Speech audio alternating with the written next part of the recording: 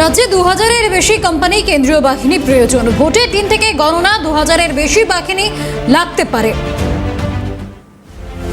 রাজ্যে 2000-এর বেশি কোম্পানি কেন্দ্রীয় বাহিনী প্রয়োজন রয়েছে। ভোটের দিন থেকেই গণনা 2000-এর বেশি বাহিনী লাগতে পারে।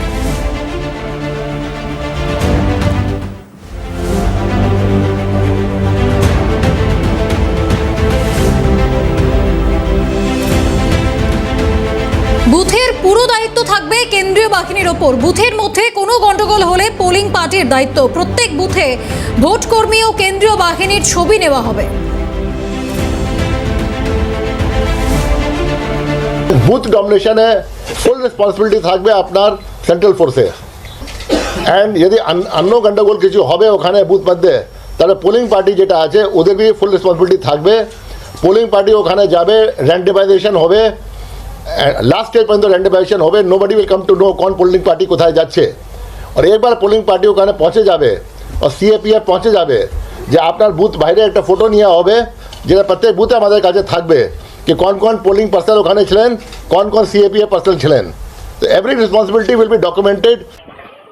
কেন্দ্রীয় বাহিনীর মোতায়েন প্রসঙ্গে কি বলছেন তৃণমূল নেতা কুণাল ঘোষ, শুনবো। থেকে লোক আনুক, শান্তি সেনা আনুক রাষ্ট্রসংঘ থেকে। শীত, গ্রীষ্ম, বর্ষা, মমতা ব্যানার্জি ভরসা। শি ইজ সিম্বল অফ নির্ভরতা, বিশ্বাস। বাইরে থেকে আধা সামরিক বাহিনী আসবে। এগুলো যদি বিএসএফ এর ওখানে পাহারা দিত তাহলে তো অনুপ্রবেশটা হতো না। তাহলে বর্ডারে দেননি কেন? আর আপনারাই বড় বড় করে বলেন ঘুষপেটিও। গুপিগাই বাগান দেখেছেন? বলছে সেনা পাঠাচ্ছে। ওরে বাবা, দেখো কত সেনা চলেছে সমরে। ওরে হাল্লার রাজার সেনা, তোরা করবি কি তা বল। বাংলার বিরুদ্ধে যুদ্ধ ঘোষণা করতে চাইছে। ফলে ওরা কেন্দ্রীয় বাহিনী পাঠিয়ে দখলদারি, গন্ডগোল, বললাম তো ব্যাকডোর পলিটিক্স। ভোটে জিততে পারবো না, আর কি করা যায়?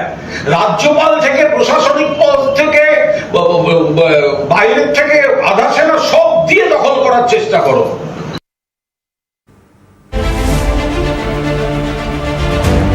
নির্বাচন ঘোষণার আগেই রাজ্যে এসেছে কেন্দ্রীয় বাহিনী। কেন্দ্রীয় বাহিনী জওয়ানদের সঙ্গে থাকছে বিশেষ ধরনের অস্ত্র। রুট মার্চের সময় আগ্নেয়াস্ত্র, অত্যাধুনিক সেল ফাটানোর মেশিন। দাঙ্গা পরিস্থিতি তৈরি হলে ব্যবহার করা হবে এই মেশিনের।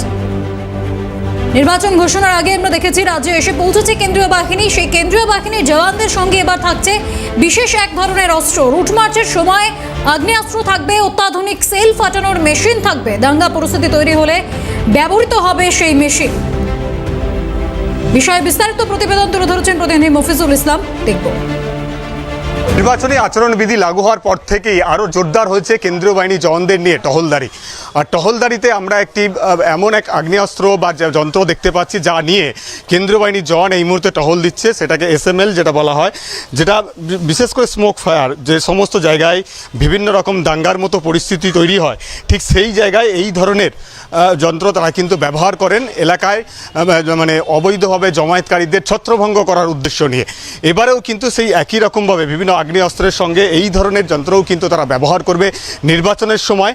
এবং শুধু নির্বাচনের সময় নয়, নির্বাচনের আগে থেকেই তারা টহলদারি চালানোর সময়ও কিন্তু ঠিক একই রকমভাবে এই যন্ত্র তারা কিন্তু সঙ্গে নিয়ে টহল দিচ্ছেন। इसको क्या बोलता है यार? एसएमएल। इसका काम क्या है? कहाँ टीयर स्मोक गैस बाहर किया जाता है। कहाँ यूज़ कर? जहाँ दंगा वगैरह भड़क जाता है, अच्छा, वहीं पर जो आदेश मिलता है तो वहीं करते हैं। इलेक्शन में जहाँ ड्यूटी करने जाते हैं ये वाला लेके जाता है ना, इससे पर लेके जाते हैं। কলকাতা में ফার্স্ট টাইম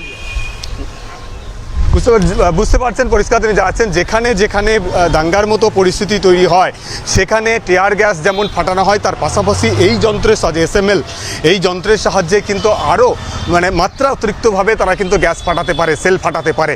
তার ফলে যারা এই বিভিন্ন ধরনের অশান্তির ঘটনার উদ্দেশ্য নিয়ে যে জায়গায় জমায়েত হবে তাদেরকে ছত্রভঙ্গ করতে এই যন্ত্র কিন্তু অনেকটাই কাজে দেবে, এমনটাই কিন্তু বলছেন এই কেন্দ্রীয় বাহিনীর জওয়ান, যার কাঁধে কিন্তু এই যন্ত্রটা আমরা দেখতে পাচ্ছি।